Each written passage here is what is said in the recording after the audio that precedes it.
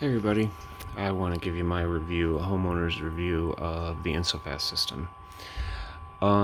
They market themselves as a way to do insulation and framing of your basement at the same time. So they've got the insulation part, they've got the built-in, uh, studs, and basically use a special construction adhesive to put this up against the wall. I'll show you what it looks like. So you've got the, so it basically just attaches pretty much flush with the wall here.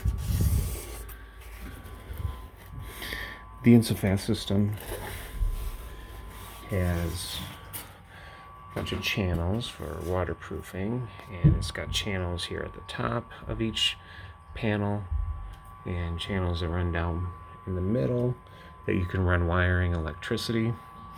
If you see my other video, you'll see the challenges I had running electrical cable, but I don't necessarily blame them. It is styrofoam, so it is pretty soft. So, you know, it's real easy to gouge if you're if you're like me, leaning your boards up against the wall. But to give you the review of the system as a whole, I liked it. It does make a big mess when you cut it. The little balls fall out and stick to everything, so it does leave a big mess to clean up. Pros of it is that everything does go in really fast.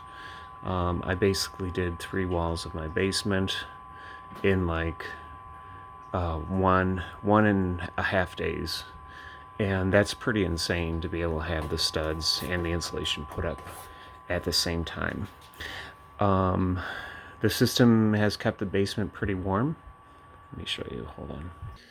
So like this whole wall here, all the way down there is InSoFast.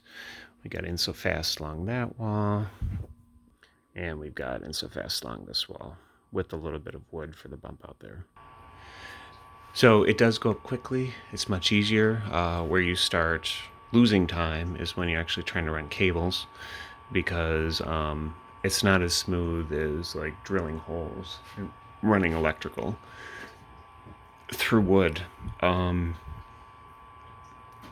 The other thing too, that is sort of a disadvantage, is given that it sticks to the wall, if your wall is not straight, it will follow the contours of the wall, and it makes it sort of difficult to make a very straight wall.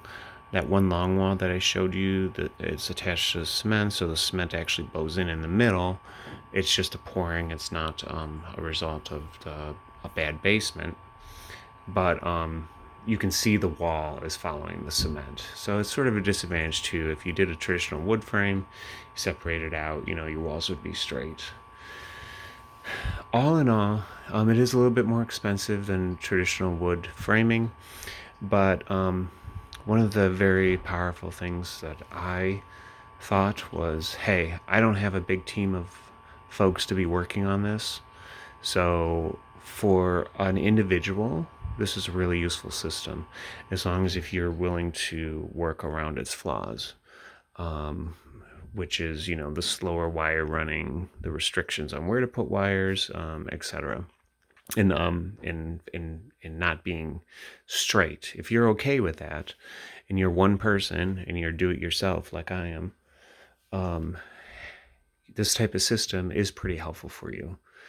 And I've working with it, other than the absolute mess that it creates when you're cutting it, it's a system that I think I don't regret going with. I had a lot of people doubt me, saying, you know, how's this glue going to hold? But I did run a test. When I had people doubt me, I actually glued this piece of wood on with the same adhesive that the InSoFast is holding, and I can basically hammer this really hard, and it's not coming off. So that glue holds pretty well, as long as if you put enough on there.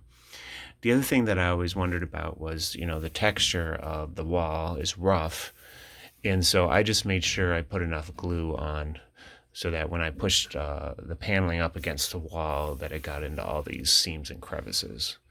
But it's going on 2 years now on the rest of the basement, and I haven't had a problem with anything, any cracks where things are separating.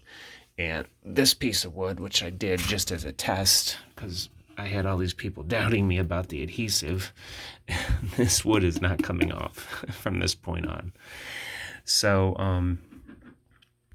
so if you're looking for a system to do insulation and joist, the InSoFast system's pretty good. Especially if you're just a one-man team and you got to do this all yourself. If you do live near a Menards and you can get their 11% off deal, this becomes a pretty good deal. So, because it is part of their 11%. And so that's where I basically get all mine from. And I always wait till the 11% deal and save, $10 or so per 5 panels. All right, well, I hope you enjoy.